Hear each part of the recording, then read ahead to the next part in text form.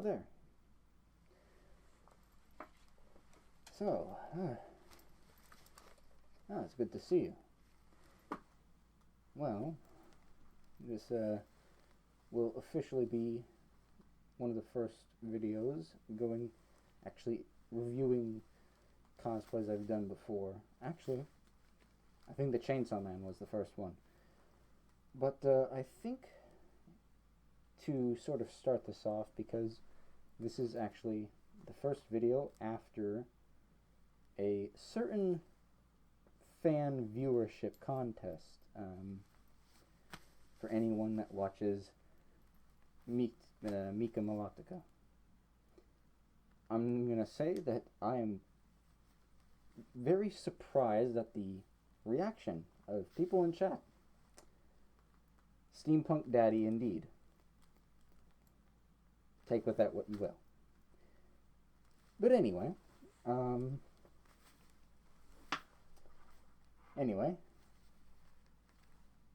before I really begin, Lady Malatica, I would like to thank you for the opportunity to share such a hobby with fellow fans of your community. It was an honor. And for those of you who are guessing a mid-Atlantic accent, well, you're quite clever, right on the nose. And that's all I'm going to say on that. So, without further ado, I thought I would start with what I was somewhat wearing in that video. Very much inspired by Warhammer 40k and thinking in the context of soldiers that would be in my books that I'm writing. I was also going for sort of early 20th century aesthetic. I created something like this. Plus I really liked the Plague Doctor aesthetic, so I put it in there as well. Let's work top to bottom, shall we? But first, in alternate form, if I were to take off the backpack and have a sort of officer's hat here. This is something I merely purchased at Party City. It was originally a sort of gothic punk sort of hat. It was silver and black. Well, I took off there was like a net on here. I took that off. I repainted the whole thing. And looks pretty well with this. In fact, let's quickly test it out.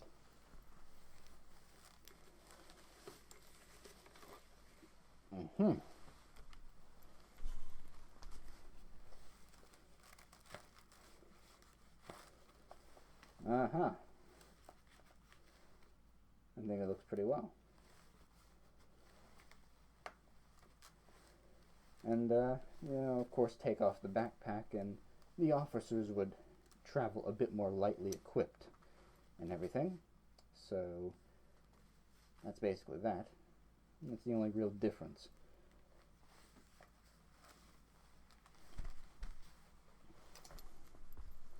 Speaking of that backpack, this is actually a sort of a World War II era backpack that I bought from a museum used by the American military, so it is rather authentic.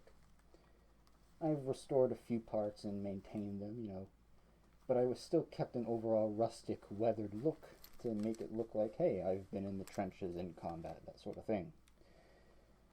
The helmet,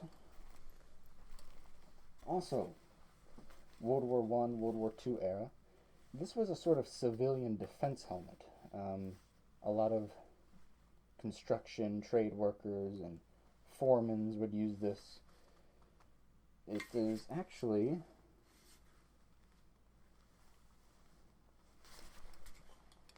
in here, you'll see OCD, property of the government. It's a very thin stamp because it's so old, and plus my paint somewhat covered it. but this was a actual, initially a military helmet, but as they moved on to newer helmets, these were made surplus and handed to more civilian support roles. It was very old, weathered, rusted, and what I did is first off, I purchased it from an antique shop, but I stripped all the old paint. I stripped that all off. I took the netting out. I took everything apart. I cleaned it, right? When I was sanding off the paint, I had a respirator because there is actually a very high chance it had lead inside the paint. So after that was done, I repainted it. I put new rivets in. I replaced the netting. Well, I put the old netting back in, but replaced some of the padding, and then re-weathered that. I have a new elastic strap, and I took a thin piece of plywood, and that's what makes the crest here. And that is that. And yeah, that's the helmet. Ooh. So, an actual real helmet there. The mask was actually purchased, quite a few things here were purchased from conventions over the years. Roughly 6 to 8 years, I've slowly accumulated parts and pieces. So yeah, the mask, though I did modify it further. I added a film on the inside of this lens to darken it, but I can still see out, pretty well. And also it helps with fogging, because I coated the inside with like thin layer of soap, like, dish soap. And that's basically that. Now we're going to work down a bit. And let's see. And these are just little trinkets that I add to sort of flesh out the character, right? This is like a little coin necklace that I got from the craft fair. This is actually very special. This is a cross that has actually been preserved, and I myself have applied proper preservative methods.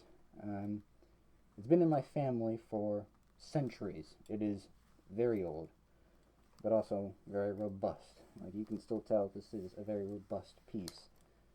It has not lost its structural integrity because we have taken very good care of it. Anyway, and besides, I only bring it out of its casing every so often for special, occasions or for a convention. Otherwise, it is stored away safely, and responsibly. That's another thing. The gloves, I just bought these, I think, from Kohl's. These are like winter gloves. The scroll carrier. First off, let me take this backpack off. It's very constricting sometimes. Before I do, latched onto the strap, I will have a lantern. It's probably better if I just show you. How about that? Let me take this camera here and follow me down here. And we check the angle. Okay, good. So we have a standard kit here. I say standard. This carries documents. In real life, I use it to carry my convention ticket, my keys, wallet, that sort of stuff, because my pockets are underneath all this, right, underneath my coat.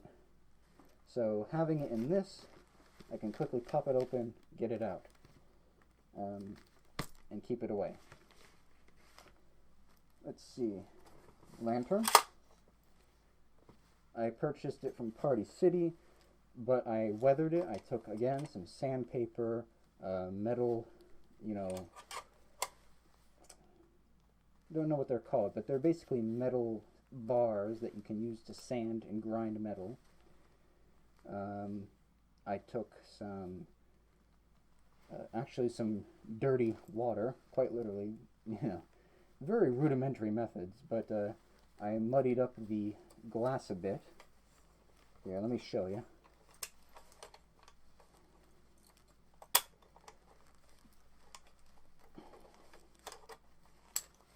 Okay. But I gave it a good bit of dust and weathering.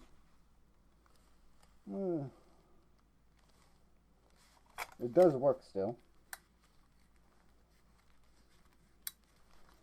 So there's that, to make it look like an old battle-worn lantern.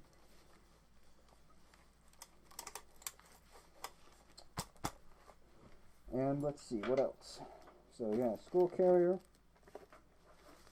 A nice pouch that can hold a book, diary, first aid kit, anything you can think of. Again, when you're at a convention, it can be used to carry your wallet, keys, etc. Okay. I already went over the backpack, I believe. Yeah. Let's see, what else? That is about it, actually. The jacket itself. The jacket itself was also purchased at a convention. I haven't really modified it at all. I've poked some holes. Those are for a different cosplay I'll probably show in a later episode, and it'll make more sense then. Yeah, the jacket hasn't been really modified at all. Let's see. That's about it. For boots, I don't actually have my boots on because I don't feel like it. But I'll use old Attack on Titan boots. And on my knees, I will have Velcro. I don't know if these are showing up. And I will help Velcro the boots. That way they don't kind of sag. It keeps them kind of proper looking. And moving on to props, right? We're going to move on to props, which is what brings this to life, right? So, first few things. Let's see. What do I want to do first? Let's do the submachine gun first. Let's see. My pile of prop weapons. Okay. So again, YouTube, this is a prop. It is literally a giant piece of carved wood that's been glued together with some metal tidbits. But I loosely based this off of, I believe, let me bring the camera back up. Okay. Loosely off of the MP41, German weapon, I think made towards the end of World War II. Yeah, there's not much to this. This is literally just wooden dowel that I've carved out and everything. I have a false magazine, again, just a piece of carved wood that pops in here, like so. This little thing does move, so you can pretend like you're pulling a charging handle back, and that's about it. So there's that one. But my favorite one, and I think the best for last that does bring this to life, is a bolt-action rifle prop. Again, YouTube, do not kill me. This is a prop made of wood and metal. So, what do we have here? This was based off of, I looked at pictures of a Lee Enfield, number 4, and that's what I, based it off of. So, starting from the front, I just got some hex nuts. This little thing I'll come back to later. A front post, that's just a wooden dowel. A long dowel for the body. Flat pieces that I carved out, painted here. glued together. I got some eye screws and rings that I had a strap going through. A simple eye screw for a rear sight. But here's the fun part, where it kind of has a bit of movement to it. I literally bought a gate latch at Home Depot. I melted this, what's the word, not bolt. I melted the bolt, screwed it in, and then, yeah.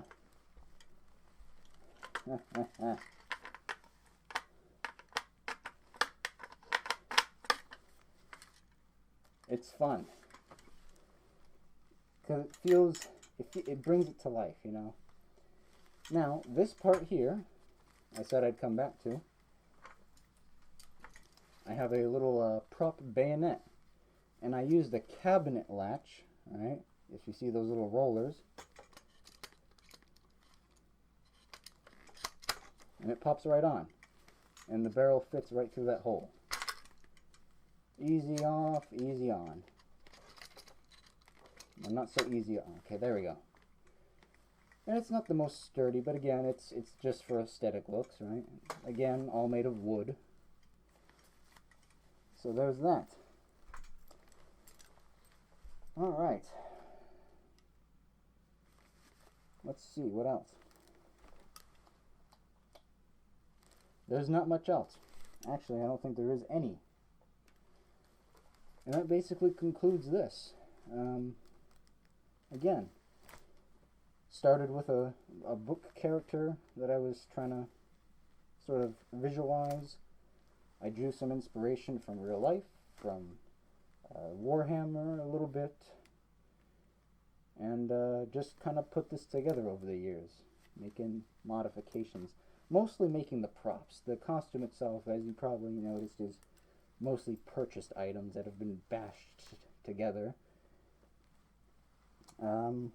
Yeah, that's about it. And I don't remember too many details on this. It's unlike everything exactly. Like I said, I sanded certain things to weather them. For these, I'll usually take a nice silver or chrome paint, and then I'll hit it with a bit of like black washing, like basically black watercolor or a dark spray paint, but from a distance, right? That'll help kind of darken it, but still retain the silver color. There's that. And also what I'm going to do is I'm going to test out staining wood with some coffee. I've heard that works pretty well. So I'll probably show that in a later video as like a quick snippet. And that is basically it for this video. I don't really have a name for these soldiers yet. I'm still thinking up the names. But yeah, I don't know in what order I'm going to present these. I felt like this was proper because it was what I had in the video submission contest. But from here on, I'm probably going to do chronologically. I'm going to do my older projects and then work up to the present to kind of show the learning progression that I've had. I think that's important as well, to show the journey that I've been on, and perhaps I can help anybody else on. And I do want this to not just be, ideally, I don't want this to be a one-way, like, oh, here's what to do, here's what to do.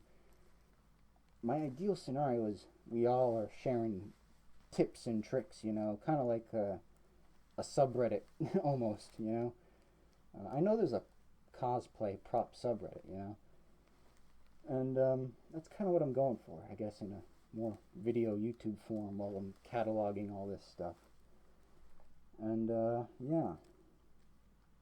So if that's the case, and I do my older ones first, my older projects, there's a big EVA suit helmet that I'm going to probably be presenting next time in a cosplay episode.